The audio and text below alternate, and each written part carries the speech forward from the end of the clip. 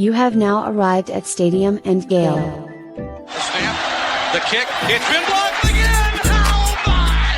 It's been blocked again! He's going to heave one deep down the field. It's going to be to the goal line. It's going to be gone! It's a touchdown! And the Gators have won the game! Tyreek Cleveland! Oh my!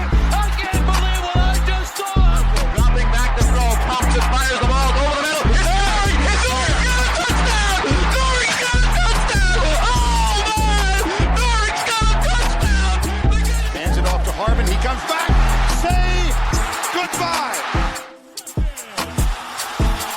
Ahmad Black, in his final game as a Gator, takes it all the way home and sends Urban out a winner. You have now arrived at Stadium and Gale.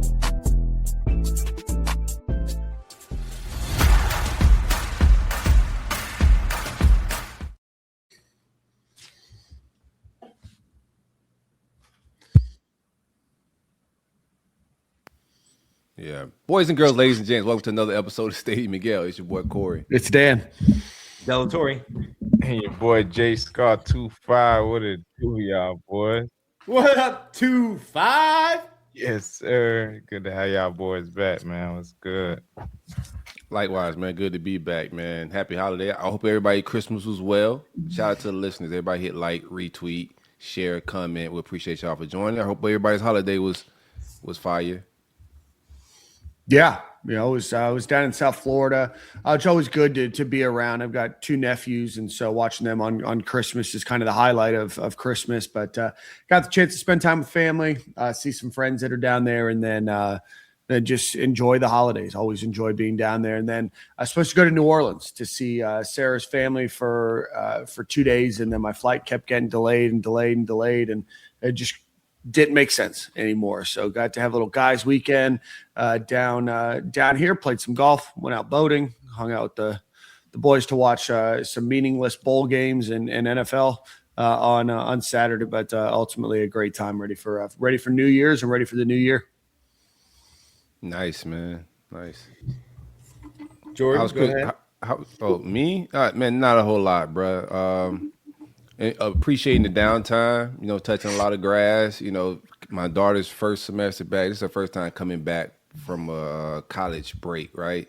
So that's been dope. Just spending time around with the fam, man. Hanging out, decluttering, getting ready for the new year, and working out. Just New Year vibe stuff, bro. I'm not really into cliche and resolutions, but just I do get in that mode around this time of the year of just decluttering and getting the new year off to a clean start type vibe. But that's about it. What about you, 25? Man, that was a pretty good one with the family, man. It's always great when you get to spend time with the family. Actually, was so happy this week. Last weekend, actually, I taught my daughter finally how to ride a bike. So that was a big moment for me. So, yeah, that was a good one for her as well. But that was a good time to do around Christmas. So I feel like that was a Christmas gift for my mom, just to see her accomplish that. But other than that, just pretty much chill vibes with the family. Had a great time with everybody who came through. The Delatorre has been ravaged by the flu. Yeah. tough Christmas. Tough Christmas here. Sorry to hear that, man. It's been a very long Christmas, but really cool. Got called out by my friends for building a child's playhouse for safety regulations. I mean, listen. I can see that. Did I use all the screws that were given in the packaging? No. Do I think they gave me extras for later? Not in this America. No, not anymore. Yeah. You didn't work for step 2, Dan. I think they provided extra, and I didn't need to put all the screws in. Hey, well, when your daughter gets her first concussion because you don't know how to erect a home, then that's not on me. That's between you wet a home and erect, build. Oh, build. I think that's a better word. I think that's a way better word, my guy. Some kids are coddled. Maybe a little early concussion is, what we needed. I was allowed to run outside, ran into trees. We played tackle football. Turned out more or less okay. The house will be fine. Yeah, man. Building things for your kids without the instructions is a choice. It really is a choice, man. No, there were instructions. Did you read that? Nick saw them. He saw them in Espanol. He's like, I'm good. You just got to turn around on the other side, Nick, and in English. My dad was here. I had a translator. The house is fine. The house is fine. We're all hey, sick. some people live life like that, bro. It's like instructions in books how to live life, and people just say, "Nah, I'm cool. I'm good. I got it, bro. I got it. Those are read your notes mistakes. with the Those won't be mine. instructions.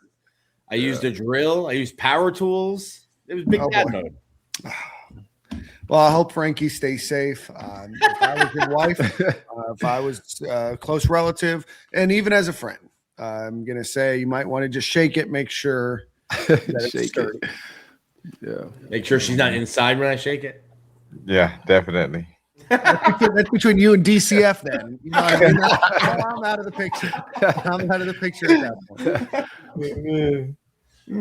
Oh, my God. Oh, man. Good to have you back, Corey. We missed you last week. It was a fun episode, but it's always good when the whole gang's back together. Let's get a quick. Oh, wait, real quick before that. Good to see a couple other people back. Jerry, back from your crypto selling. Jerry back from was the out here crypto balling. vacation y'all boys are on. Good to see you. Jerry, back. Keith Niebuhr from On Three.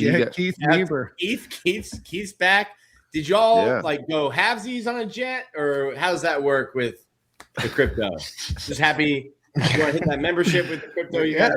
Jordan was a part of the same crypto scheme. That's a fact. They got my ass too. Right.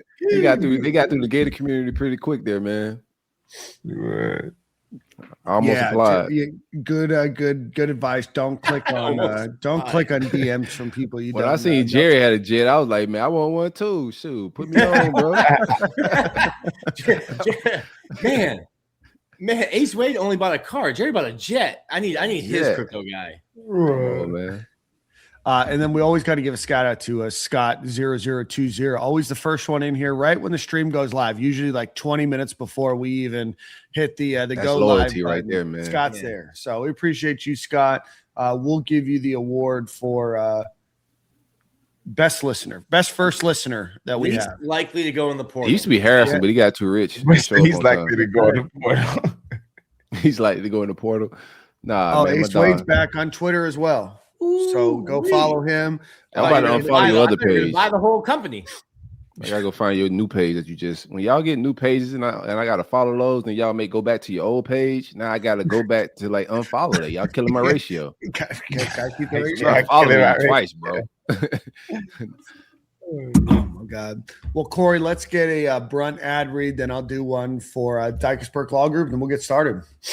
One time for the great folks at Brunt Insurance and Financial Services. Anything you need insured, from the Panhandle to the Keys, it's the good time. You're getting at the top of the year. It's not hurricane season, so it should be easier to get home insurance, that type of stuff. But, a part of your New Year's resolution is probably to save some money, right? Give Greg a call. I'm sure he can find, whether it's your house, your life, your home insurance, he can find a way to cut you some dollars and save some money for 2026. 954-589-2204. And also you can visit bruntinsurance.com. Big coverages, big policies. Greg, what it do, baby? And then one time for our friends over at the Dykesburg and Lewis Law Group. Corey was talking about insurance. These are guys that are going to help protect you against when those insurance companies don't want to protect you or they're fighting with you. They need somebody on your side, probably not the people Greg's going to insure you with, but every once in a while you're going to get in a little tizzy with your insurance company. You want to make sure that you're represented well. That's where our friends over the Dykesburg and Lewis Law Group come in, based in the Tampa Bay area, but cover the entire state of Florida. They've been on the insurance side. Now they're fighting for you against those same insurance companies. So go visit them at DykesburgLawGroup.com. and let them know your friends over at Stadium and Gale sent you. I'm going to take a little host privilege. As we are going through people that are here, I want to give a shout out to one of my dear friends, Sebastiano, that is here. So shout out to him. He always watches it on the big screen from his home. So I like to think that his wife wants to watch, Desperate Housewives or The Pit or something else on TV. And there I am just You, Uncle big Silk, 25, and Nick. Yeah. No, I know, but I'm the ugly one. You know what I mean? So No. I'm just taking up the screen. But What a name, though, man. What's his name again? Sebastiano Mangiafico. Yeah, that's one of one right there, brother. Yeah. That's almost a black name. Yeah. You think he's Italian? It sounds Italian, but yeah, he's Italian. He's from okay. He's from the 305 originally. Now any apostrophes in it? Nope. No apostrophes. I don't think once the blacks hear about that one, we taking that, bro. That's like the Chappelle show, the racial draft. Ooh, yeah, we can just take Sebastiano's name. Yeah, I like that name. We taking that. Oh man. So, but let's talk a little bit about the transfer portal. Last week we kind of did a comprehensive list of everybody up to that point, and so we're going to go in chronological order. Everybody gets mad when I talk about chronological order. We're just going to follow chronological order. So on December 24th, the day after we recorded the pod, Eugene Wilson entered the transfer portal for his final season. He will head somewhere else. So, guys, what are your thoughts on Eugene Wilson leaving? He joins Nashawn Montgomery, Hayden Hansen, Tank Hawkins, Mike Peterson Jr., and Moise Tenkara as receiving threats there heading into the portal. So, Corey, what are your thoughts there? I mean, initially, it's a lot of hits in the receiver room, a room that I was high on. I thought we recruited there well as far as in-state talent, even when we went outside the state with guys like Moise. But with Eugene, I get it. He's a guy I thought would hit the portal. I mentioned him, when the season kind of wrapped up on one of those episodes that I expected a guy like him with, one season to play to get into a more for sure situation in the offense that would make sense for him on his final season. So, nothing surprising as far as, on my end. It is a concern because the transfer portal is more expensive than retention, right? So knowing the potential, you also got to fill depth. I don't think like every guy, I know we're looking for production, but I don't think every guy in depth charts around the country are going to be production at every, level of the depth chart, right? So you need roster fillers of talented guys. So some of these guys that are walking are roster filling talented guys that we know can play a little bit, but don't have the production. So, and I just know the transfer portal is more expensive than retention. So I'm just interested to see how the roster all shakes out in the end. Yeah. Ends his career with a bit over 1,000 yards receiving. Obviously, his freshman year went for 61 receptions, 538 yards with 6 touchdowns. Obviously, his best season there. Got injured in 2024 and then also dealt with some injuries in 2025. But we saw him increase the number of receptions that he had last season by 8 over the season before, but less yards. So he went from 8.8 yards to 14 yards to 8.9 yards, had 3 receiving touchdowns on the year with a long of 40. So, Jordan, what are your thoughts on Eugene Wilson? I think, honestly, just from a player's perspective and putting myself in his shoes, I see where he's going with it. I mean, I think if we maybe had some more certainty at the quarterback position or we were in the fights for potentially like a national championship run next year, no doubt he would stay. Not even national championship, just even playoff hopes. I went too far. I feel like with the uncertainty of how good we're going to be because we have some questionable positions and he has 1 year left to kind of be productive and make the best for his name to kind of get drafted high. I mean, I feel like it's the right move for him. I mean, we got that room super talented, man. It's only one ball at the end of the day. I want to be greedy. I was greedy all last year. Obviously, we didn't get to do anything with it, but we had all those Ferraris and Lambs in the garage and only dusted off 2 of them, really 1.5, but we still got 2 of them I'm hoping for. So that's all you really need in the offense, honestly. I think if we got 2 solid guys who are dudes, which I think we have for sure. And like Corey said, we can get some fillers in there. Maybe it's the time for us to, see how this staff recruits, what kind of receiver talent can they bring in through the portal or with the young guys we have that are trying to stick around. So I think it gives a lot of other guys opportunities, but all good stuff, Eugene, man. I think he'll do well somewhere else. Yeah. Nick? Yeah, I think, like Corey said, kind of felt this one coming, and it It makes sense for like the reason Jordan said. Well, like you've seen, like as we've been announcing guys, we've had like graphics and stuff ready, waiting for them to sign, and then we're announcing stuff. And I think I just got the word a couple weeks ago that hey, we might not need to use that one. But it makes sense. You've been somewhere for 3 years. You've been injured each of the 3 years. Something's happened each of the 3 years.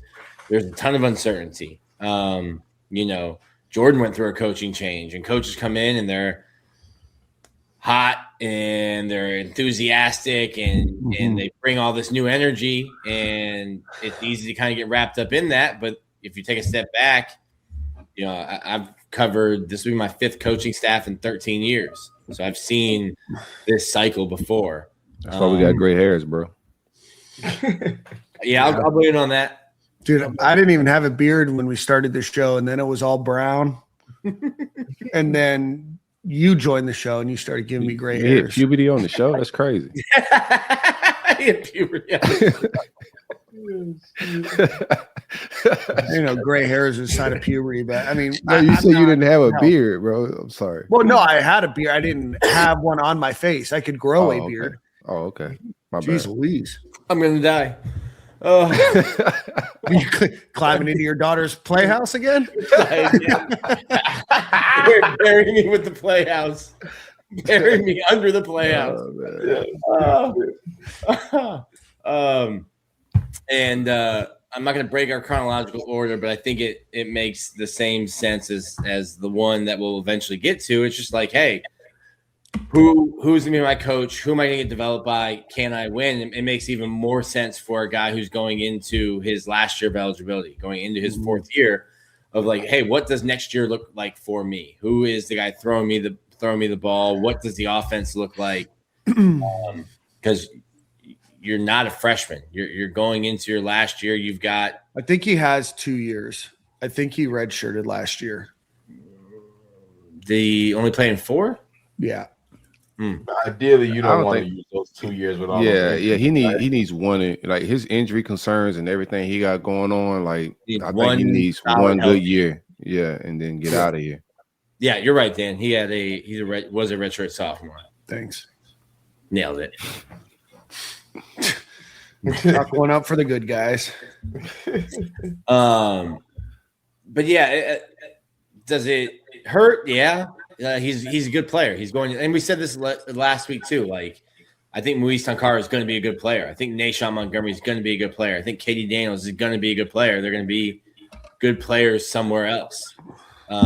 You're going to lose good players when you have attrition in a coaching staff, and also how much you're going to lose good players regardless. That's just the way that the sport is now. Yeah. Yeah.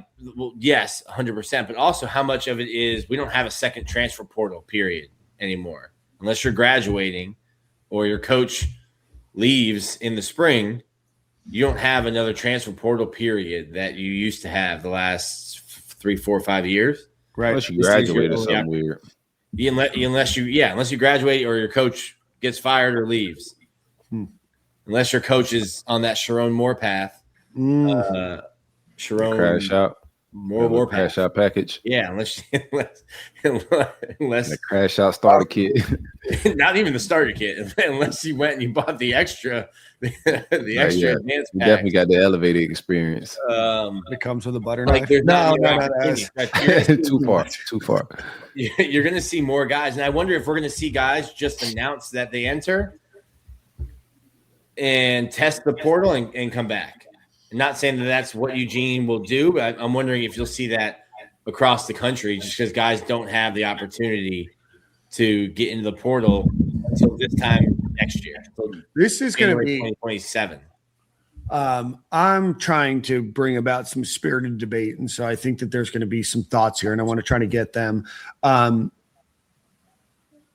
you think it makes sense if you were a player in a situation like Florida? Or kind of anybody that's in a similar situation where maybe they have a new coaching staff. Doesn't it almost make sense to at least test the water with the transfer portal? For sure. Yeah. I mean, I know that means that you can get passed up on or maybe you get a little scorned and the school say, hey, we're going to we've moved on and you're going to fight that fight with it. But I agree, but it's also a gamble. It's like I could think this is what the market is for me, and my agent can tell me this is what the market is for you, and you can go. And it happens in the NFL. You go out there, or in the NBA, MLB, teams will say, "Cool, go make. If that's what you think you're worth, and someone's going to pay it, go make it." I think if you're an agent, and you come back now, and it's like, sorry, that's not. If I'm a parent of a player or agent of a player, I wouldn't step out there without like some type of tampering or some type of reassurance of what type of odds I have. So I wouldn't blindly test the market just because it's a new coaching staff. University of Florida still is a premier stop. Like as far as what you can get outside of NIL money, right? You still can get a good education. It's a good school to be at, and if you have a good year, you can really raise your profile. There's some Gators that got drafted just because they was at this logo, like for sure, and they got to the NFL and bust, and then like materialized for a lot of different reasons. But it's still a great opportunity. So I wouldn't step out on a limb unless I knew it was a safe limb. If I was a player, and because it's a million kids in that portal, and there's no telling because this is a new staff, right? They didn't recruit you here, so there's no loyalty to like you still got an offer on the table. They may have a player they could get at your value, but with more production, for cheaper. Now that you enter the market, like you just open up that can of worms. So if I was to step out there, if I was a for sure player that Florida wanted to keep, I wouldn't step out on that limb unless I had some surety, what I'm doing. Yeah. Right. And the transfer portal is not even technically open for another 4 days? 4 days. Yeah. And we have the last number I saw was a couple weeks ago, and there's like 1,000 players, and there's obviously been a bunch since then. Do we have like a running number? Do we know? I haven't been in that business in over a year, but yeah, I'm sure there is a number. But it's the way it's working is there definitely is a number. Agents want, and if you watch the way that they're being announced, either in the original tweet that's coming out or a follow-up tweet, there's always who is repping them, and agents want, hey, so and so is going out in the portal, so that people can start talking to the agent, because that's technically not tampering. You're not talking to the player. It's a nice little way around the NCAA rule. But that's why I think you're seeing so many names come out this early before the portal is officially open, is agents want to have, like Corey was just talking, hey, I'm not trying to go into January 2nd blind and say that we're going to go in the portal and then start negotiations. It's what I've talked about for years, being like, hey, if you're not ready when somebody goes in the portal to be like, hey, this is the file we have. I think who's Chicago's quarterback? Caleb Williams. I'm like, if you're not ready to recruit Caleb Williams, not that he would ever go in the portal, but if you're not ready to recruit that guy, then what are you doing? Like, you need to be able to be ready with your file of, this is what we think, this is our tape, this is our evaluation on him. We think we should go. Here's the number that we think is going to be his number. You have to be ready for those guys. And I think agents are taking this opportunity because reporters want to break news. Hey, you want to break news? Here's your broken story. And now I get to start talking to other schools, GMs, whoever. Well, in the agent world in college is a lot broader than it is in the NFL or NCAA coaching, right? Like there's some big names, Athletes First, a few other, Rock Nation, a few others. But there's also a lot of smaller agencies that rep 3, 4, 5, 6, 10 guys, and maybe they're still building their way up. Maybe they had an inroad in with a player, and then he went to school, then he got a couple other inroads. So, I think of it as marketing for yourself as well. I'm not one to think that most of these agents that are reputable, that have the contacts, aren't already beginning some of those discussions. But I know that that's tampering, but there's no such thing as tampering. It's like that's like a fairy tale at this point. Like everybody's tampering. This is what it is right now. But it just depends on the kid. And some of these kids, like, you want to break that information because if you are like got intentions of entering the portal and you got to start moving out your apartment, it could be broken by some just random college kids. So you just you could control the narrative. You can control the media, what gets out there on your own terms. So it's just a way for the players in this new era of sports to control their narrative. Yeah. I thought, Corey, you made a good point. I'm going to write down Corey's good point. And we're going to get to it after we talk about the players because it kind of deviates a little bit off the subject. So stay tuned. That's what we call in this business a cliffhanger. Before we went live, Dan walked away and said, let me go grab my trusty notebook and my pen to take notes. Yep. Bury Me Under the Playhouse is the running title right now. Feels like an episode of Blue's Clues with your handy-dandy notebook. I got to remember because then at the end of the show, we're like, what was funny? And I mean, the entire show is funny, but then I'm like, what's a good title? And then we're kind of racking our brains. And it's like 9:30 at night. We want to do that. All right. So the next player that entered the transfer portal, a day after Christmas, we took Christmas Day off. Day after is running back Chad Gasper. I appreciate that, players. Yeah, is running back Chad Gasper. He is heading into the transfer. Didn't play this season. Was a redshirt candidate this year, so he'll still have his 4 years to play. Any thoughts? I would imagine this would be a quick conversation on Chad Gasper. Well wishes, peace and blessings. Man, it's tough for the RBs to be leaving, man. I love the depth. I think, honestly, the room was so stacked before, and I mean, we still got some more young guys there, but all well wishes to them. I don't know much about the kid. Hey, 2-5? They're letting Shaq play next year in NCAA. Shaq, you'll see Shaq in an LSU jersey. I might dunk on Shaq right now. Yeah. Shaq watches. I don't think Shaq watches the show. I think he does. His daughter plays at UF, so I think he's a big fan. Word in the streets. All right, Shaq, if you're listening to this, I apologize. Please come on the show. Oh, man. You would have to get your number back from Anthony Rubio. Okay. I would. That's not a hard bargain. Put Scarlett in the one. That's the governor's son. Sorry, Right. Secretary of State's son. Different guy. Secretary of Right. State. A cabinet member.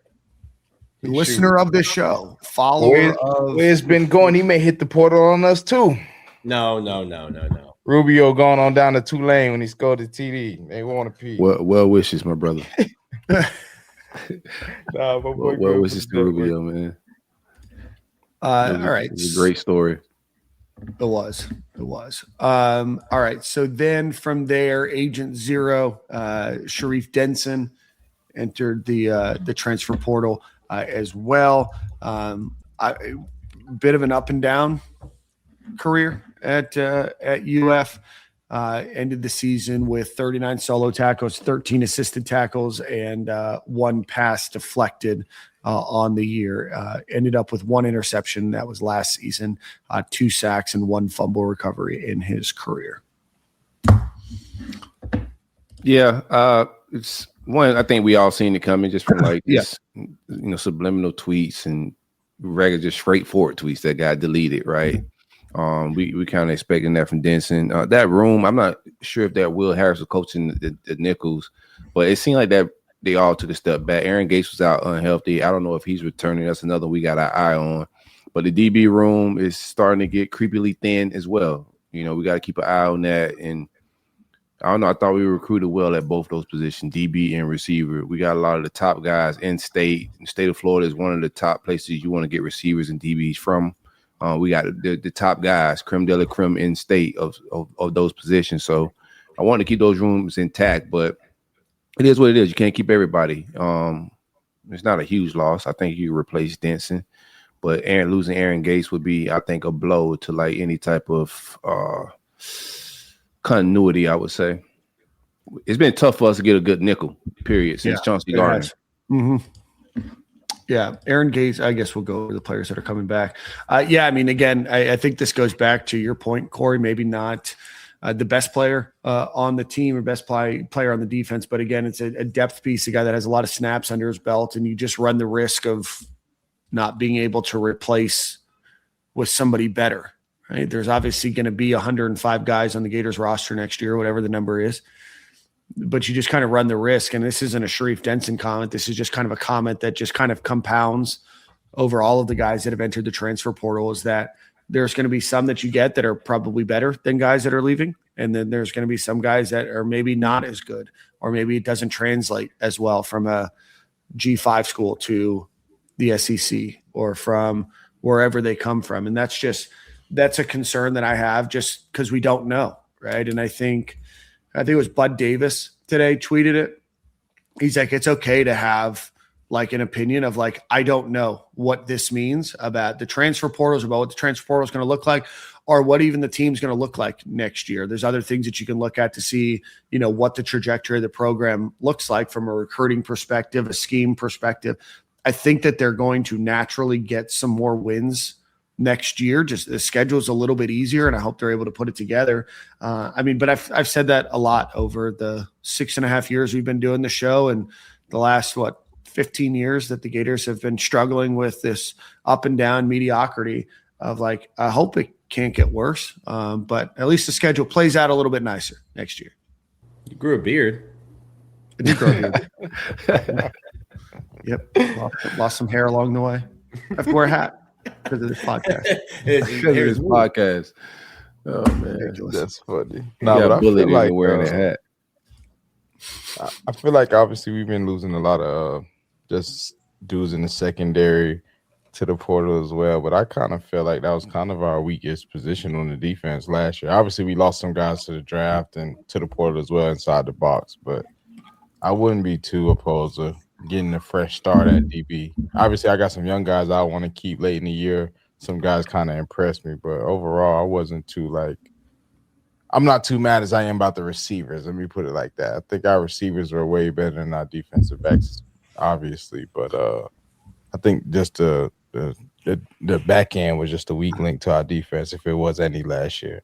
Obviously, we got to replace some pieces in the interior on the D-line now, but I think we can do that easy too. Florida is known to kind of always be kind of good with the trenches. Yeah, I guess the one thing, so I agree with Corey too. It's like you look at the DB room overall, whether it's nickel, outside, safety, just thin. That helps in the transfer portal. Sure. We're talking about transfer portal, especially guys with experience. That's hey, who's on where's the rest of the depth chart? All right, yeah, I can come in, I can compete, I can play right away. It will be interesting to see, you get Laganza back. I think Bryce Thornton back. Interesting to see if Cormani comes back. I don't know why he would leave for another school. I don't think he's ready to go to the league.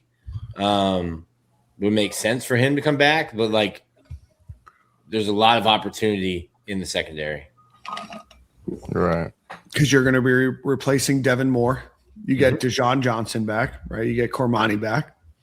Yeah. So Dede tore his ACL against Miami. Yep. So he'll miss spring. Okay. Assuming like that. I think 8-month timetable. Yep. 9 month for ACL. Am I tripping or is that No, that's like 9 month ACL. Yeah. So even if you are ready for spring, totally non-contact in the spring, if you're doing 100%. Anything. Yeah. So you're talking about fall camp is when you're really getting back into the swing of things for your number one outside corner. Yeah, it can't be your number one. Yeah. Yeah, I don't know what. I think go ahead. Until everybody signs, we're just gonna be just skeptical or just just curious of what's about to happen. So Cormani hasn't made any new announcements. It's been people here and there saying they're working on some things to get him back re-signed. There's some Auburn smoke out there. I think there's some real smoke, but I don't know if the numbers are correct. When it comes to Cormani, as far as what's being rumored, it ain't. I don't know if it's just not correct. Some of the numbers that's been thrown out there is just not real.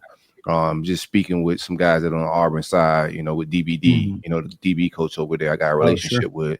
So I know there's some things DBD was the reason he committed to Miami. So I know there's a relationship there, and their room is kind of torn to pieces as well. Their entire roster is hitting the portal like ours almost, right? Yeah. So they got a lot of opportunities in their DB room. It just all comes down to, it's two South Florida guys that are going to coach them regardless. You got DBD or you got Brandon Harris. who knows why these kids are going to decide these days. But I think he's a guy that you need to be aggressive with trying to keep. Corners get dinged up. Like we haven't been the healthiest in our secondary. Like you need a two deep of guys that can absolutely play defensive back these days. Like just having one real good lockdown corner, you just got DD and then a bunch of other guys you kind of playing with out of the portal, hoping there's SEC guys. I got some other takes with that too as well, but I think Carmoney's a guy you need to try to keep. You're not gonna give him $1 million or nothing crazy, but I think it's a guy you got to try to aggressively keep and convince him to stay on this roster. If Javari Flowers as well, who I think showed some sparks his freshman year. Yeah. Like you just got to be able to keep Ben Hanks, like those young freshmen. You look at the production and it's not going to show a heap load of production, but you're looking at their upside and what they can be, who they were coming out and how well they played as freshmen, true freshmen. I think those are guys you need to aggressively try to keep around. Yeah. Do we get Alfonso Allen back next year? I don't think he has eligibility. Shucks. He should get a medical red shirt just for wearing 43. Well, I mean, like give him another chance to wear another number. Hold on. He was a redshirt junior last year. Let's go. Let's play the eligibility game. So he's a redshirt junior. 22 played in 13 games. They're listed as 22 played in 13, 23 played in 12, 24 only saw action in 4 games. That's a redshirt. 25 is another year. There we go. 43 solved. Yeah, bring maybe a 4-3 like Alfonso. Maybe we'll put him in a number. Put him in 0. Yeah, get a more respectable number. 0's open. There'll be a lot of numbers that are open. And then big news today: Stadium and Gale alum twice is freshman All SEC Jaden Woods, edge. 27 tackles this season, 1 fumble recovery, 1 forced fumble, 1 interception, returned it for 25 yards. That was a tough one. That was one that, I wanted to keep. I get it. I understand why any player would leave. But that was one that I was really hoping that they could keep in the fold. I don't think it was a money thing on UF side. That's just a tough loss. Because I do think he'll be an All-American player. But 100%. It's also hard. Like, this is not his skill set is not easy. It's expensive. What he can do is very expensive in the portal. So it was, in my opinion, that was your best defensive player coming back next year. Like, I don't even think it was close. I think Woods was our best defensive guy. So it definitely is a blow. And I just think, like, the game's got to get – college football has got to get where this is multiple-year contracts, bro. Like, it's just – this isn't sustainable, like, for you to have to fight for kids like this that, you invest in, developing in year one, and then you got to, negotiate with teams that are definitely tampering. And, like, the kid hasn't entered the portal. He's definitely getting offers.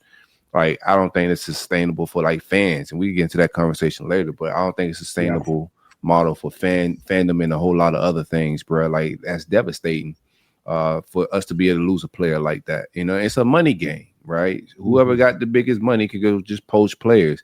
And I never fathomed, like, Florida be a program that be in this type of situation. I don't care what the record is, right? Florida should, in the ideal world, right, be able to keep their best players on offense and defense, especially like the best player. And if, you're in a situation like programs like Florida, it ain't just Florida. It's other programs right now. Auburn losing Cam Coleman, like a guy that's from Alabama. Who knows where he's going to go play at, but they don't have an opportunity with keeping that kid right now in the fold. It is what it is. But I think the game is getting to, like, the money game, and there's got to be some guardrails put up where it ain't just, the rich eat the poor, for lack of better terms. Yeah. I think that you're going to get – well, that was our last player, so we can talk about it now. Obviously, if you want to weave in any Jaden Woods thoughts in there as well, you can. I think that there's going to be a lot of donor fatigue as well. I think a lot. I mean, Troy Aikman, said it a couple weeks ago, and he didn't say who the player is. I assume it's Dante Moore. He gave what I would imagine is a 6 or 7 figure donation to get Dante Moore to UCLA. And then he went and transferred, and he's like, I didn't even get a thank you. So he's like, I'm done donating to NIL. That's real. The future. And I think that there's going to get to a point where, and it may be slow and it may happen gradually and it may happen with other schools more than it happens with others. But the model that we have right now is, like you said, Corey, wholly unsustainable for the sport and for fandom and for interest in players. And that was the point that you had 2 points that I was going to bring up, and that was one of them. And, people become fans of schools because maybe they grew up as kids of parents that went to that school. Maybe they went to that school. I grew up in a household where my dad went to Ohio State. My mom went to Florida. We lived in Florida. It was natural for me to become a Florida Gator fan. I went to school there, but a lot of my memories of being a Gator fan aren't just because I liked the colors or because I thought the Gator logo was really cool. It's because I found a connection in watching Danny Werfel and Ike Hilliard and Reed L. Anthony and Fred Taylor and Rex Grossman, and those guys are what my connection were to the football program. And we talked about a little bit last week is I don't have any connection to really any players anymore because I don't know if they're going to be on the roster next week, next month, next year.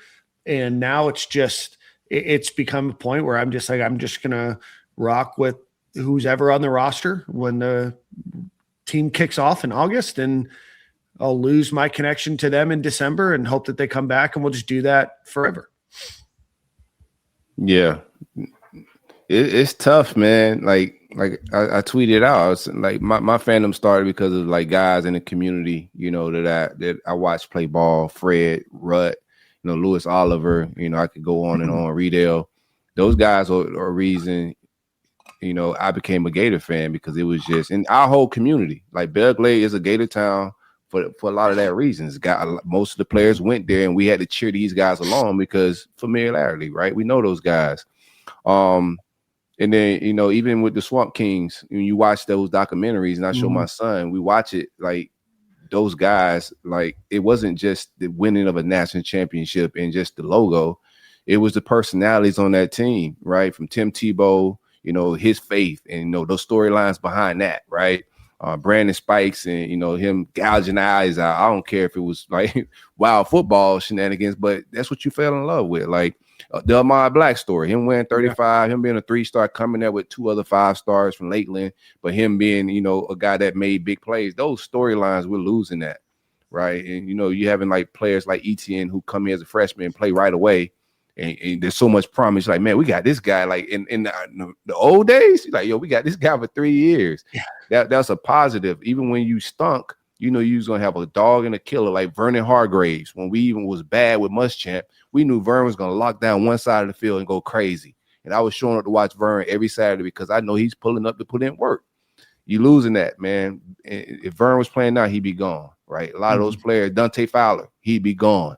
Like even when we had bad season, we had absolute killers like that would go out and ball, fans fill up the stands, and you still celebrate those guys, later on. We're losing that. Yeah. I mean, you're going to churn a new roster of at least 40, 50 every year, 60 even. Between like graduating. Between graduation, transfer portal. Corey made a point that we're going to talk about later, like, some of these kids don't have the choice whether they can enter the transfer portal or not, right? And I don't know what the guardrails are. I don't know how you fix this, but nobody's willing to sit down and make adult decisions on how you do fix this, right? It is very different than the NFL. This is the only sport that is currently out there where players are signing 6-month contracts, and you've got to hope that player that you're giving a bunch of money for that next 6 months is the guy that is going to be there for the next year and the year after that, right? Because you're not spending a bunch of money on a recruit as a freshman in hopes that they're going to be there and just develop their freshman year and then hope they stick around for their sophomore year, their junior year, their senior year. It's just a wholly unsustainable model for not just Florida, but for the sport in general. Entire sport, for sure. Yeah. I feel kind of both ways about the entire thing, man. Just looking at it now, I feel like one, I completely agree with you guys in that, like, it's definitely ruined a lot of it. But that came with, being able to pay players now. So I think just me being a former player and looking at it from that aspect is like, yeah, we're dealing with a lot of negative stuff on it. I think it's a lot of things that can help fix it. Will it happen? I'm not sure. But I do know one thing can fix most of it, and I think we'll all be happy with that. I think us just winning ball games will change our perspective on NIL as well. I think that we won't even have to worry about half the stuff we're worried about if we have winning records and winning teams. No, that's we for have sure. the money to keep players, and we have the money to do this thing right. So when we're in that fashion, we won't even care about the couple dudes who hit the portal because we know we got more coming in. So I think it's just a tough time for us right now with the way we're down right now as far as like successful and dealing with NIL as well. I think that's a tough aspect, but I do like that it's giving the players the ability to kind of get paid for what they're doing. Do I like the fashion that they're doing it in? Not really. I think it's a lot of things that they can help on and improve and just make it better for everybody. But I don't have a full answer on it. That's just kind of my spiel on it. No, I'm glad what it does, like, for the players. Like empowering them making money, and they're just playing by the rules that are in front of them, right? Same thing with the schools. Everybody just playing by the rules that are in front of them, and I'm just saying they got to put better rules around this thing and better like guardrails. Or if not, it's really a money's game, and who got the most money go win, right? You got Texas or tycoons that are just throwing money in Texas Tech, and they're making the playoffs just because they got a lot of money to throw at it. And as just a realistic fan, we don't have that type of booster that's just going to throw endless money at football like that. So it's just like to make this thing, like if Jerry Jones could just outspend everybody in the NFL, he'd get every Super Bowl. But he can't do that. They got salary caps. They got things around it to make it, competitive for everybody. So it's just not a who got the most money game. Yeah.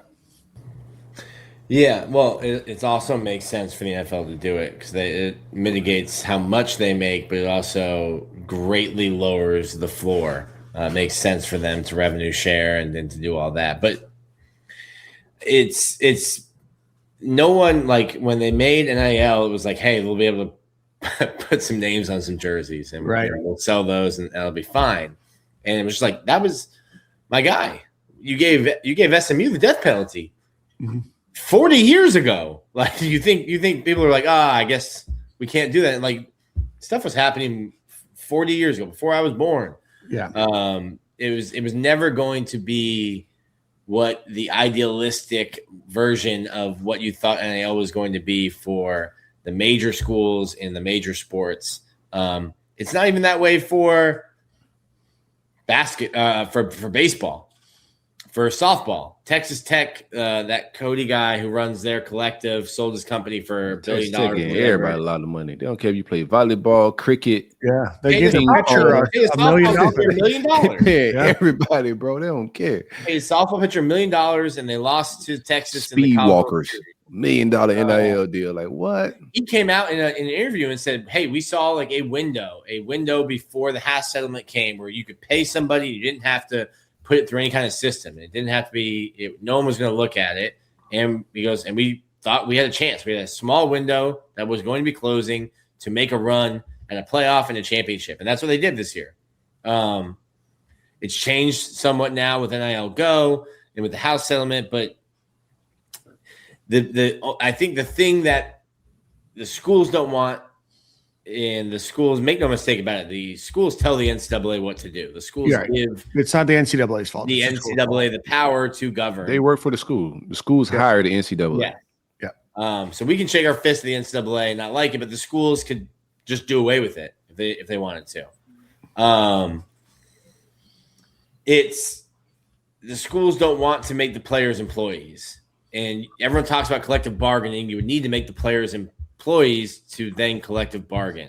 Jordan, when you joined the NFL, when you were drafted and you were the NFLPA, you became an employee of the NFL, and you were able to collectively or allow the NFLPA to collectively bargain for you, and everything that was in your contract was collectively bargained. You don't have that if you're not an employee, and the schools don't want to admit that they're employees, so we're not going to get that. Right. Until the schools allow that, you're not going to get collective bargaining, which would then give you things like a salary cap. But also, name, image, and likeness, everyone just throws around NIL. It stands for your name, your image, and your likeness. And in our society, if I think Corey's name, image, and likeness is worth $1 million to my company, and I want to pay him $1 million, you agree? I agree. Stop the count. Give him $1 million, Nick. Then who is to tell Corey, oh no, that's not your market value? What do you mean? Somebody in the market just told me I'm worth $1 million. And if you think I'm only worth 200, well, I'll see you in court for the missing 8.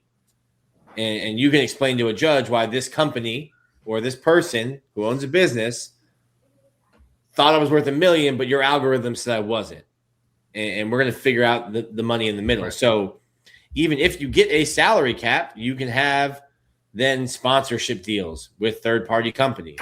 And that's added on top of that. So the toothpaste is mostly all of it empty toothpaste roll out of the tube.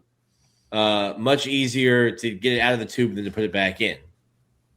Yeah, and I mean, I don't know how you fix it, and I don't know what's next. The schools are going to fight and do whatever they can. You know, it'll be interesting to see if the courts get involved in it. But right now, the courts are taking the player side on almost everything related to eligibility, related to really anything. The NCAA is batting below the Mendoza line in the courts against the players. So I don't know how it gets fixed. You got a professional basketball player going back to play college basketball. You got a professional basketball player. You have another guy that's apparently being recruited. This is a circus, man. Yeah, the whole thing is a bit of a circus, and maybe that's just the new reality that we live in. And maybe there's not a solution, and this is just what it is going to be. But it's just disappointing. And it's not a old man yells at cloud thing. It's a completely different game. It's you've lost some of the luster of being able to watch the guy from your hometown go to your favorite school that was under recruited.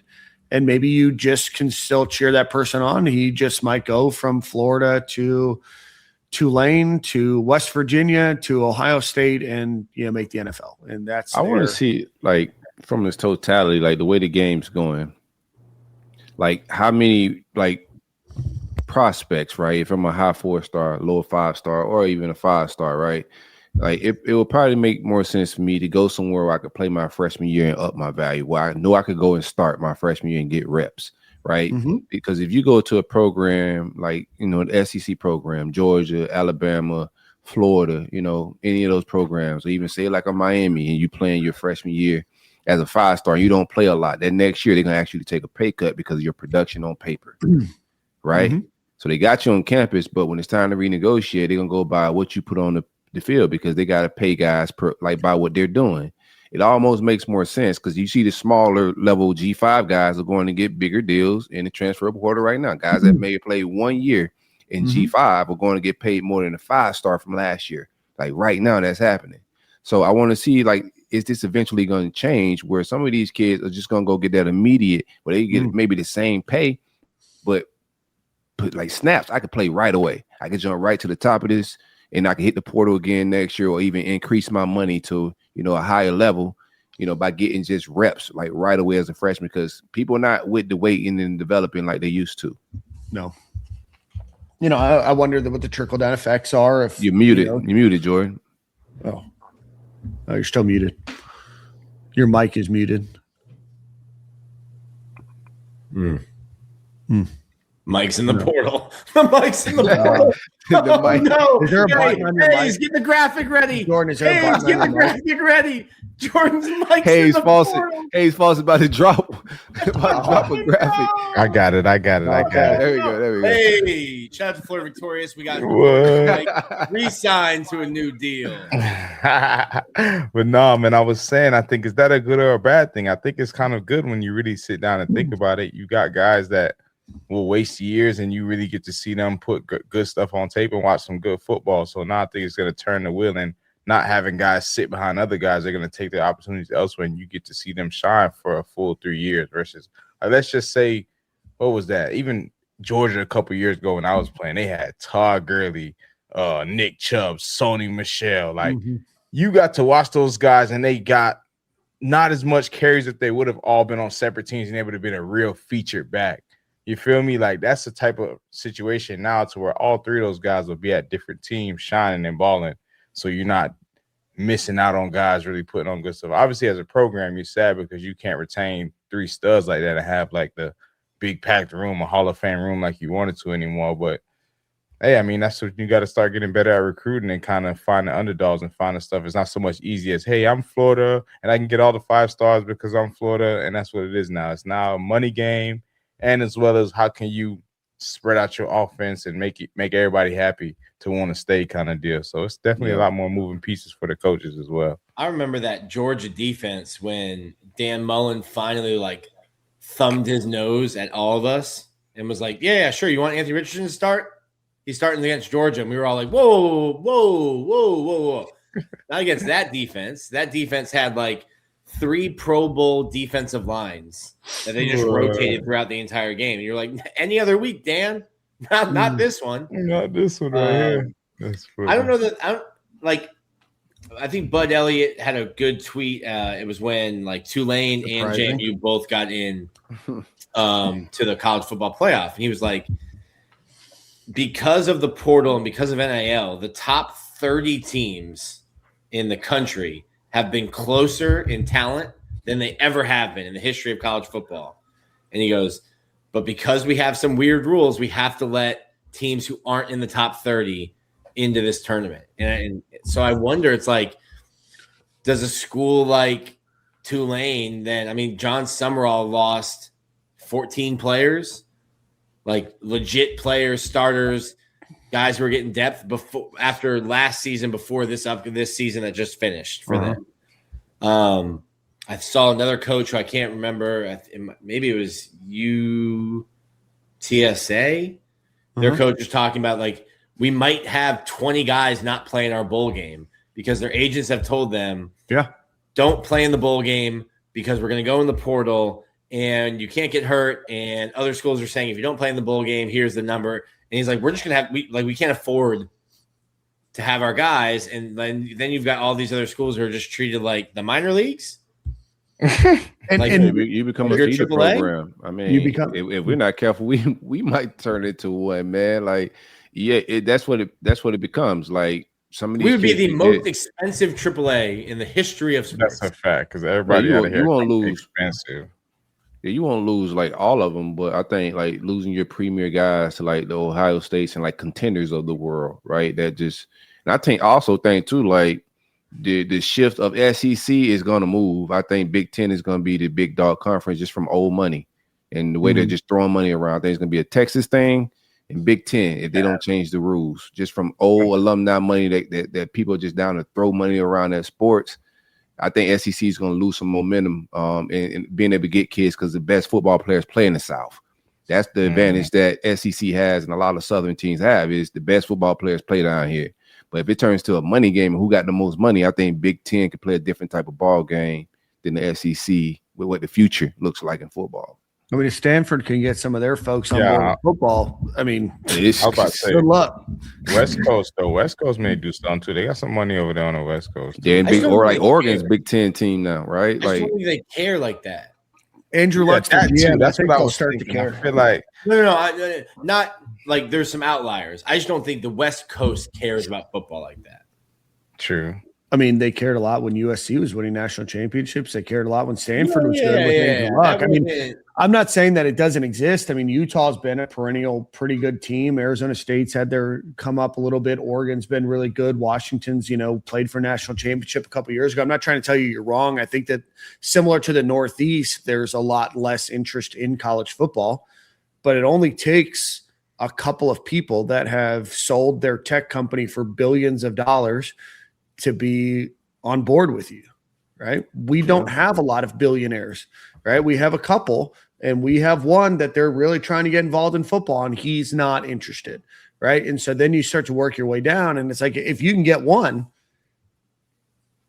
it just completely changes the game. And then I wonder, just going back to the feeder school comment, Like if you're not a Tulane or James Madison or, Western Kentucky, a school that's kind of been good for a while and have had some success, like if you're at a bottom feeder school, like do you even care about football anymore? If all you're going to do is get your players poached?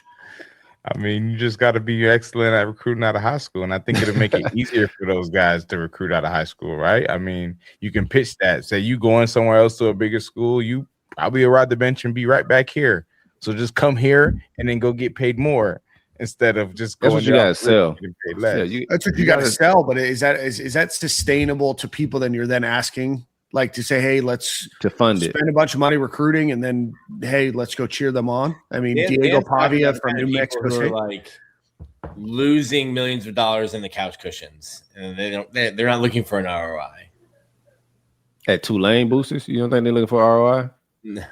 I mean, I think there's a difference between a billionaire who's like, yeah, I'll give you $10 million a year, no problem. But there's like a difference between now, because NIL is still new. What, it's 4 years old, 5 years old? Yeah.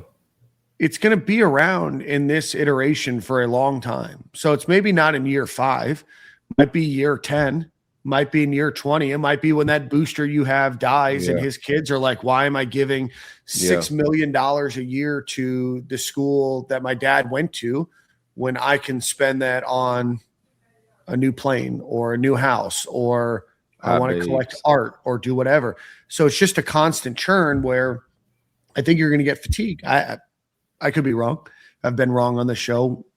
No, I think it eventually has to go to where there's like some ROI, right? And I think some of these programs are going to turn to where the boosters are vested and they're getting a return on the money they put in to fund the rosters, etc.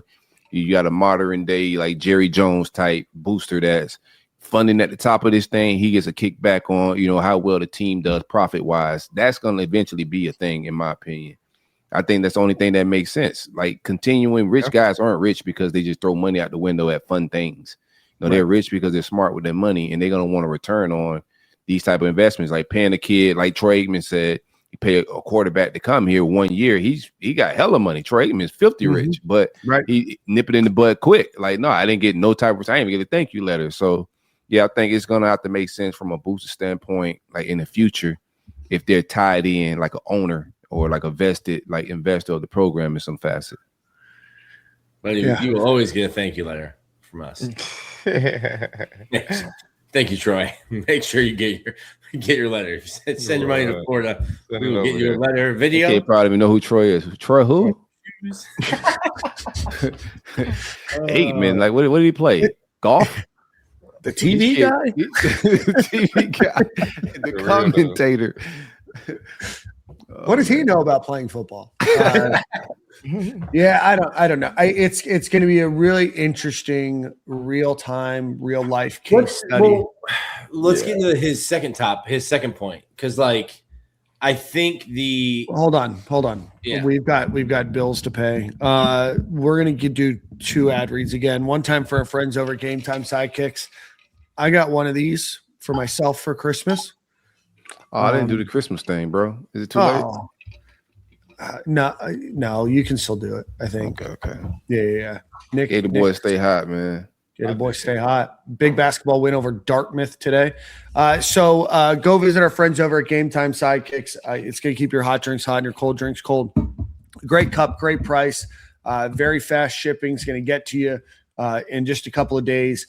Based out of Knoxville, Tennessee, Tyler and his business are really, truly creating great products out there, and he wants to help you get your hands on one. So use promo code STADIUM15 for 15% off of that order. A lot of UF stuff, and then a lot of other schools, and even some NIL stuff on there.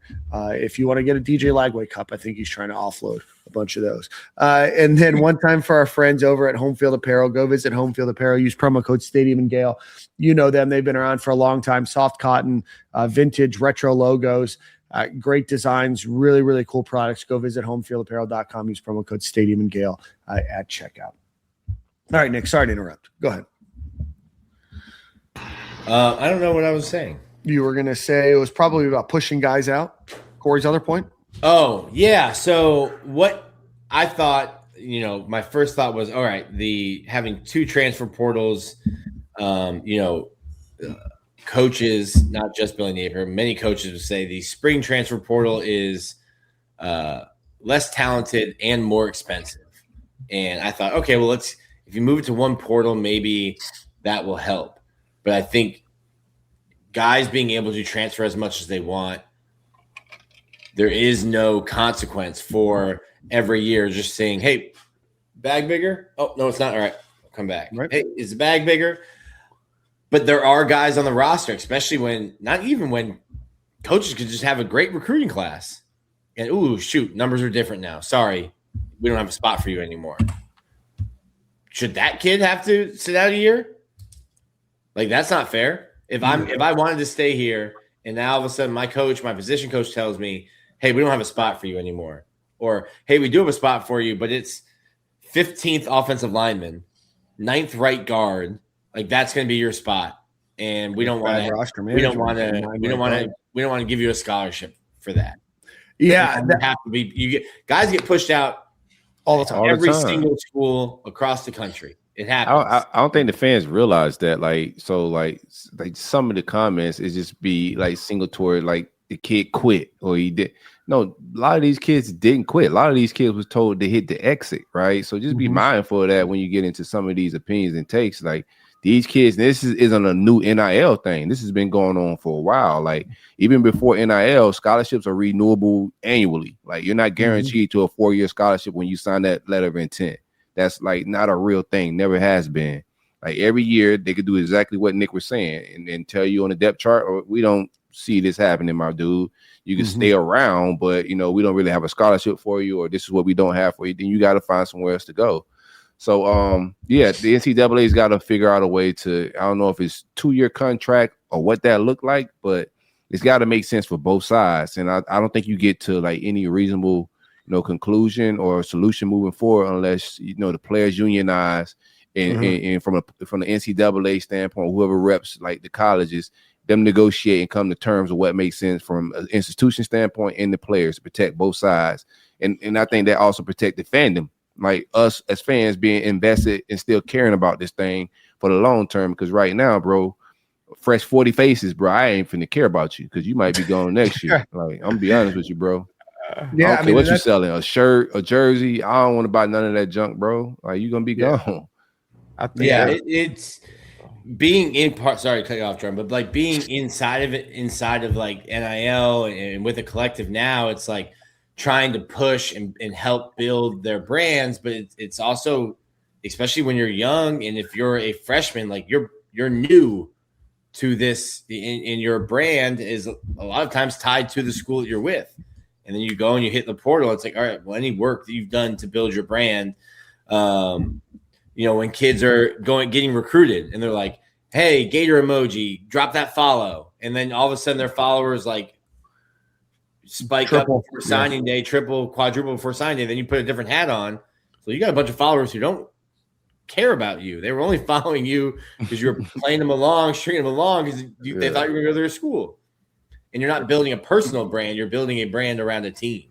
And then you got a new team. And then you got a new team. Well, that's where the NIL thing is it's been bastardized, right? I mean, and that's just the way that it started. And it started with the reason they're called collectives is because of the Gator Collective. And that's not an Eddie thing. That's just how quickly it changed from players being able to go monetize themselves to having a collective group then pay players. And then everybody just followed suit because you had the time to ramp up, in the industry. So I don't think most of these kids are building brands. I think that there's some that are, but I don't even think that most of this stuff is quantifiably name, image, or likeness. It's pay for play, man. This isn't no name, image, and likeness. Like name, image, and likeness mean, they're paying you advertising, marketing to push a brand, or you being able to monetize your name, create your own products, things like that. That's not what's happening here. This is pay for play. Isn't play that though? I mean, when they scoring touchdowns and making plays, you clicking on that channel to watch that person do that, right? I don't know. Maybe I'm tripping. No, I'm 100% on board. Jordan, for the I'm people, 100% on board for honestly, players. I think that's a getting different. I think that's a different check right there. I think that's not name, image, and likeness in the NFL. Like marketing is marketing. I think it was meant for like a marketing and you selling your own products and you being able to sell your jersey with an autograph on it like that. That's what it was really designed for. But I do think they should get paid for being on the TV, you know, and all that. That's where this TBA, you know, some type of collective bargaining agreement. I was thinking that's kind of what their pay was based off, and like the amount of people who will fall even want to watch you play. So I'm paying you on that number. Obviously, that comes with you playing well as well because people want to come watch Jeremiah Smith take it out the top, score a touchdown. Worth every penny. Right. So I'm going to pay Jeremiah Smith the amount of money. I don't care if he gets all these commercial deals or not. He's going to get that. But I know you're going to have everybody tune into Ohio State play because you're Jeremiah Smith. So you're being paid this stuff. Obviously, a lot of players are overpaid. Don't get me wrong. It's a lot of shenanigans in all of this. But I just feel like kind of just putting some realistic perspective in all of this, right? Because before you just used to want players to sit and not play, and nobody wants to do that anymore. Right. Only players are leaving are players that are not playing for real. Like if you really sit back and look at it, they're not playing, but we knew that they were good enough to play. The coaches decided to sit them or somebody was better than them, but the only reason why they leaving these programs is because they're not winning and they're not playing. That's not play. I think they got to get some rules back in place because I think, you know, just like the NFL, I think quarterback development is down in the NFL. I think like development is going to be down in its totality if it stays this way, right? Because now you're relying on a form league system that I think the quality of coaches down there are going to dwindle. I think the quality of coaches in college football is already dwindling, right? So I just think from that standpoint, like survival of the game, like they got to set rules. There's a point where kids could go straight to pro in basketball, and they had to change the rules just for college basketball to survive because they were losing all the early super. And a lot of those, you know, players that went high school to pro didn't pan out, and they could have used college. So I just think it's a similar situation. You know, eventually the industry is going to correct itself, but it has to, and that's the only sustainable way. If it stays like this, I think you start to suffer, you know, development. You start to suffer just from, you know, longevity of the sport. Like there's some kids that just want the education. There's some kids that know they're not going pro. There's some kids where they just stayed on rosters, stayed there 4 years and were good depth pieces, and they got developed as human beings and got good degrees. Now you're gonna lose those type of like just rotational players that's getting a UF degree just because he just wanted to go to UF and play a little football, but pro wasn't his thing. But he'll get pushed out in today's game. I think eventually it's going to be like 2-year deals or something like that to make players sit a little bit longer and be developed. And if they hit into the, you know, portal, if it's contracts, then you sit out a year. It makes sense in that capacity if it's like 2-year contracts. But this one and done every 6-7 months renegotiating, it ain't sustainable, man. Yeah. Whether it's right or wrong, it's just not sustainable. Yeah. Like we don't have the solution, and I don't know how interested the schools are in creating a solution because they know that solution is going to require them to become employees, and that means a lot of additional costs to schools. That means health insurance. That means dealing with a lot of other issues that they probably don't want to deal with, right? That's why I don't think it's going to get solved anytime soon. Yeah. And you also have massive disparity between your Ohio States, Oregon's, Texas A&M's, etc., and your Utah State University, your New Mexico State University, right? And how does that work? And how do you not level the playing field, but how do you make sure that all schools can offer that? Because they pay a lot different to broadcast AAC games than they do the Big Ten or the SEC. Texas A&M lost Evan Stewart and Walter Nolan 2 years ago to Ole Miss and Oregon. That was a coaching change, right? Number one defensive tackle, number one receiver in the class. I think everybody is susceptible to lose players in the Was in the Texas A&M change. good 2 years ago, though? That's the real question. That's when they fired Jimbo, though. They fired Jimbo. That's my point in what I'm saying. I don't think that was a coaching change made. I think that was better bag opportunities for both. For sure. I guess I was more. I don't think nobody's out paying Texas A&M. I think if we Ole win, Miss tried to make a run that year. Yeah, for sure. But I feel like if we win, we don't got no issues. That's the bottom line. And I feel like right now we're in a space. It costs to win, bro. I mean, yes and no. The issue, right? I feel like yes and no. I feel like we just had the cost to win and everything in place. We just got messed over last year. Nobody can tell me that roster that we had wasn't talented. That's why we mad that we losing. It was expensive. That's why they couldn't wait. We wasn't willing to execute. So the money ain't gone. The money's still there. We still got the money and we still got opportunity. I guess I'm more saying that like as the University of Florida, I don't think we should be worried about the money aspect and being able to win. It's whether the coaches and everything can come together as one and we can win. Mm-hmm. I think we're oftentimes doing one better than the other, and just nothing's ever in sync since obviously the last era of winning. You know what I'm saying? Since NIL's been in place. For sure, 100%. Yeah. I mean, let's be honest. I think we put ourselves on a bad foot with NIL starting. We went in on a Sunbelt coach during the NIL era. No disrespect to Billy. I think he's a good guy, good coach. I just think we got dealt a really bad hand. We could have went plenty of other ways and been halfway more. It could have been decent. He recruited well, but that does nothing in this day and age.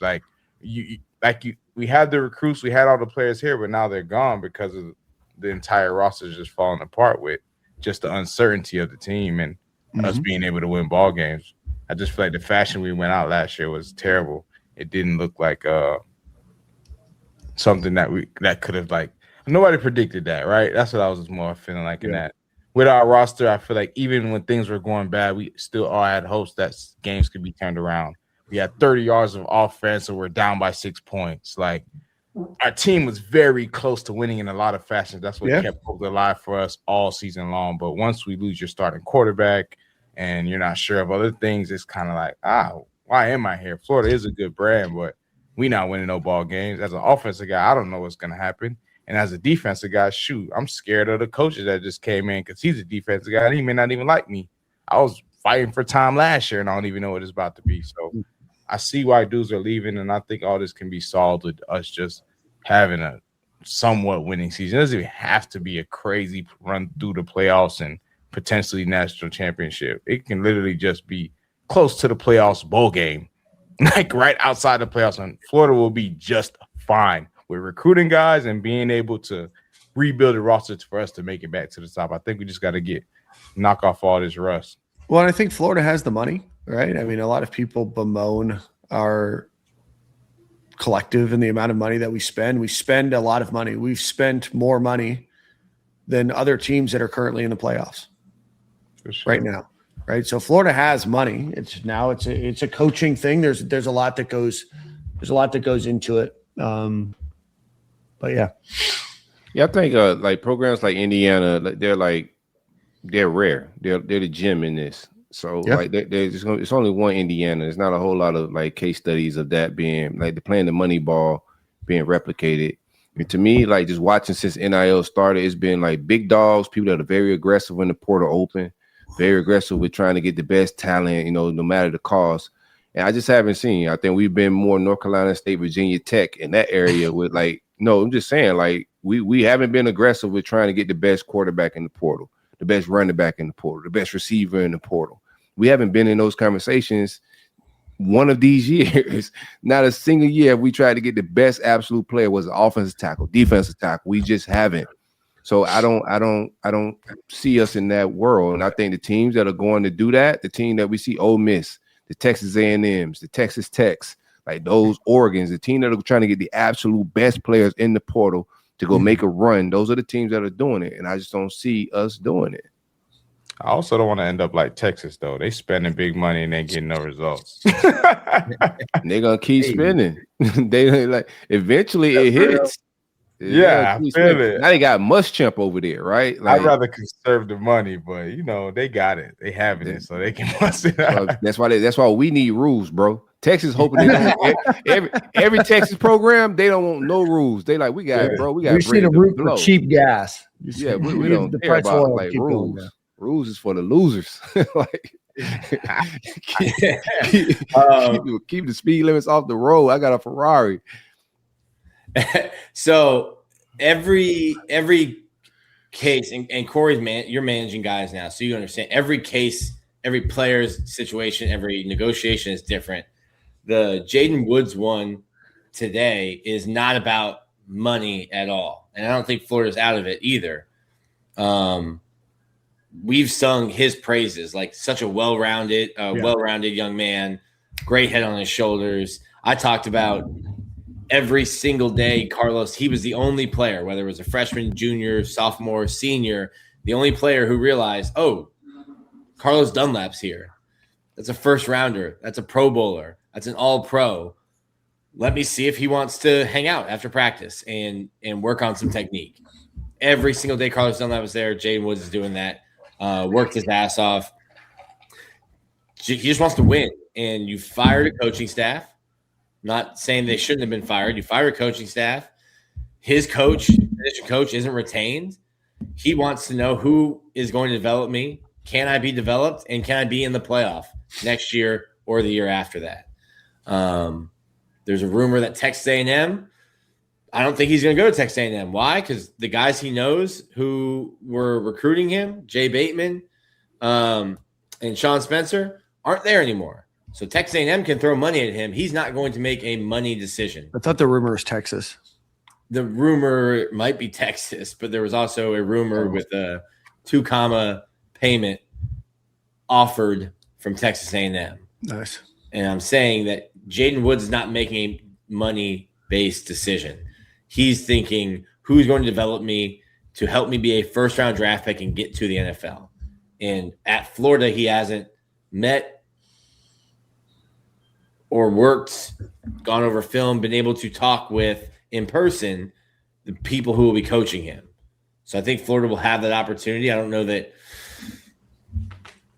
he will come back, but I don't know that he will. I don't know that he will come back to Florida or he will eventually leave. But like, it's not a money decision. I feel like the narrative is that like, oh, Florida's too broke to bring those guys back. Like, he was absolutely fine. I feel like there's probably it's probably close between all the schools anyway. Like, we're not. It might be different for another kid. Like, another kid might just say like, sure, this school's offering me X. I enjoyed my time here. Can you match X or go above X? And you're like, no, we can't. Like, all right, cool. Peace. I'm going to the other school. Thanks for the time. right. Like, someone might make a decision just based on money. I'm saying Jaden Woods is not making his decision based on money. Also, I can't talk about like our contracts, but we are not hurting for money at all. And the football team will be well funded in 2026. Well, I want to see it well funded when the portal open. Like, it sounds good on the podcast, but are we going to get, the best players in the country, or are we going to be, we got a big bag, but this is the best money to buy right here, and we get gaslit. That's my new favorite. Well, you've also got to figure. So you're not going to have $100 million roster. So everyone's like, oh, go get this guy, get this guy, get this guy, get this guy. It's all right. Well, now you have a $40 million offensive line. Like, that's not realistic. Sick. Hell yeah. That's how we win, baby. Like at some point you have to budget. What does a room make? And do we want to spend more than we allotted on this room? And do we have to take that from somewhere else, or do we have to go raise more money? Like, it's you can't turn, you're not playing Madden with salary caps off. You have to find a way to make it work. Dude, that was the best way to play, though. It was the best way to play. Like, so I think y'all capping me with the bread, though. I'm gonna be honest with y'all, bro. I need the portal to open. I don't feel like I can maximize my trash talking. I'm at the point where I'm about to retire as a fan, bro. Like, I can't talk greasy when the portal open. Like, the names that are popping up right now, right? Just keep it a bean. It's G5 guys. I'm not saying these G5 guys go be the best G5ers ever, but when the big names are entering the portal, productive guys that are leaving notable programs, we're not coming up in those conversations. And if we got the money to compete with the best of the best in the country, then let's go get the best players available for whoever the quarterback's going to be, whoever the coach is going to be. John Sumrall deserves a real opportunity at a competitive roster. And I don't believe us going to pull G5 guys up here to replace some of the best prospects that we've seen in the state of Florida. Like, the recruiting sites don't miss. Like, they evaluate these guys very high, and they've shown over time that the recruiting sites are accurate, right? And we grab some of the top players, we cut bait on them. Don't sell me on just G5 guys at a budget because we got to fill a room.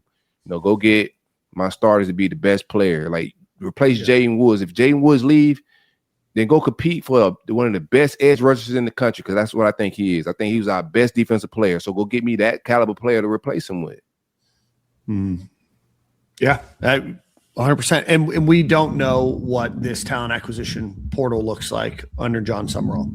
Right? There's going to be differences, and we're just talking here. We're just having a good time. The chat's going nuts right now. We don't know. I mean, there's people calling you out, Nick. They want dollar amounts. They want you to share every dollar amount. I'm going to lose sleep over Anthony Pons not liking that I'm not breaking my contract with my employer to make sure that he knows exactly what everyone's making.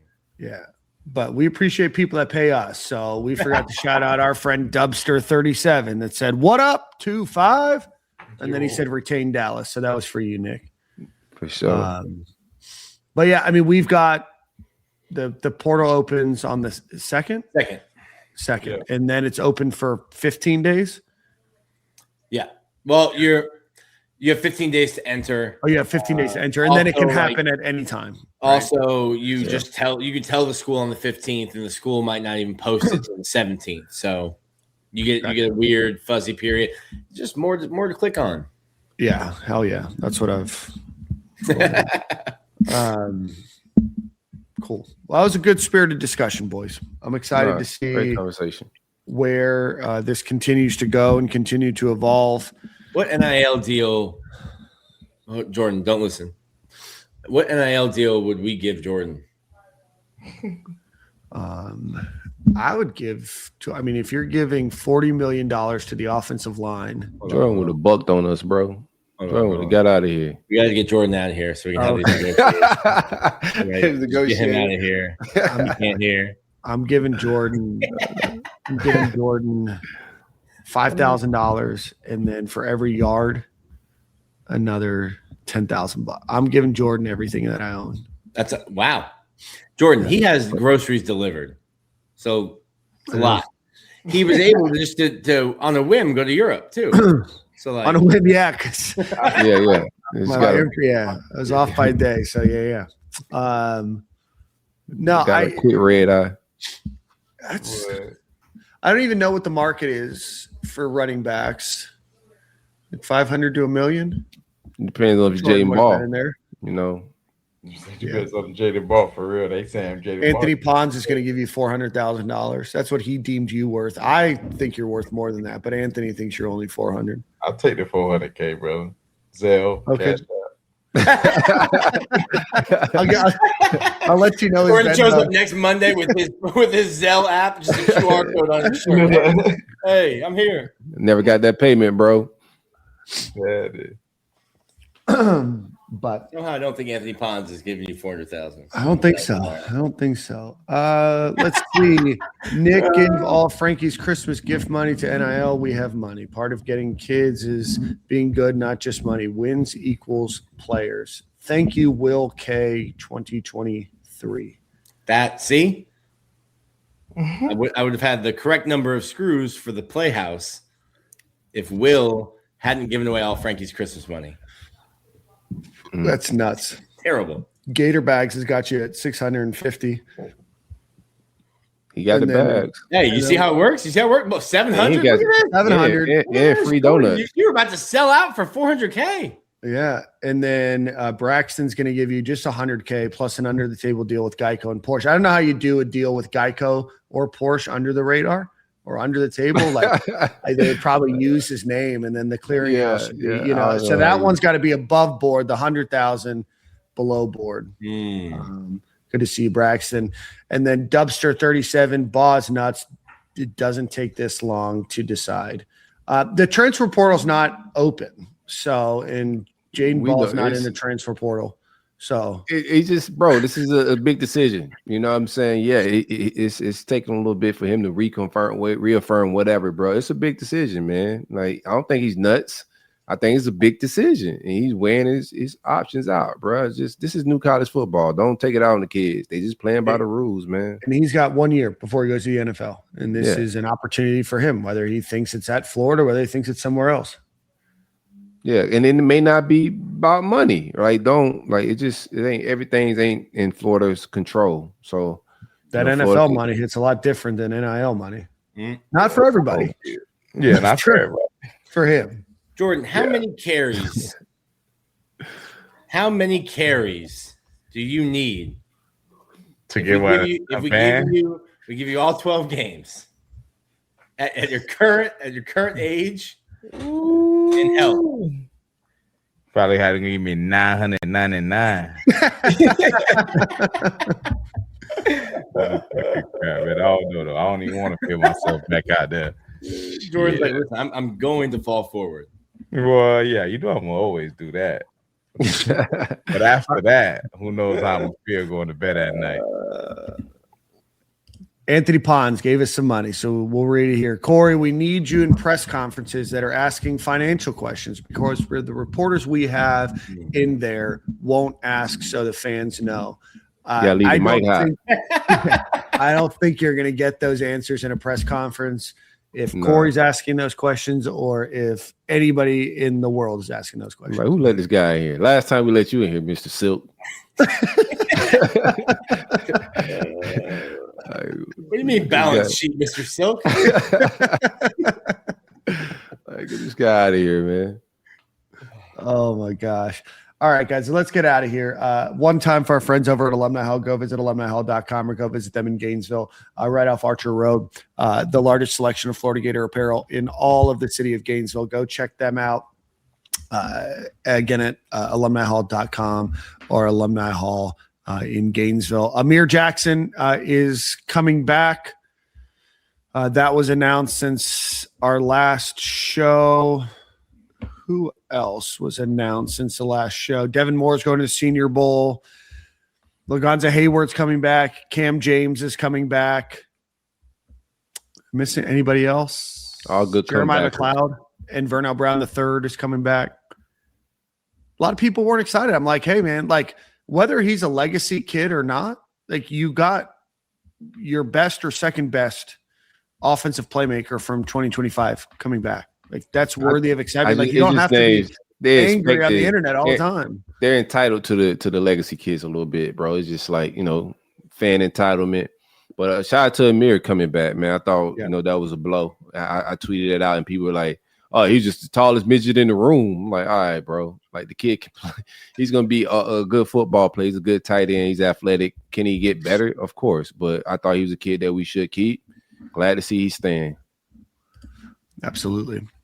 All right, guys. Well, that's going to end our show today. Thanks, everybody, for watching. Before you leave, if you could hit the like button, the subscribe button. If you're watching on YouTube, hit the share button on X or Twitter. And if you could, just open up your phone real quick, hit your favorite podcast platform, whether it's Spotify, iHeartRadio, Apple Podcasts, whatever. If you could go ahead and rate us, that would be awesome. And we appreciate you guys for watching this show. And we will see you guys next year. Bro, Dan, not a dad, full of dad jokes. yeah. A dad with no dad jokes is insane, man. I'm glad you grew your beard on this show, though. You're welcome. I had to fit in. We'll see you guys next week.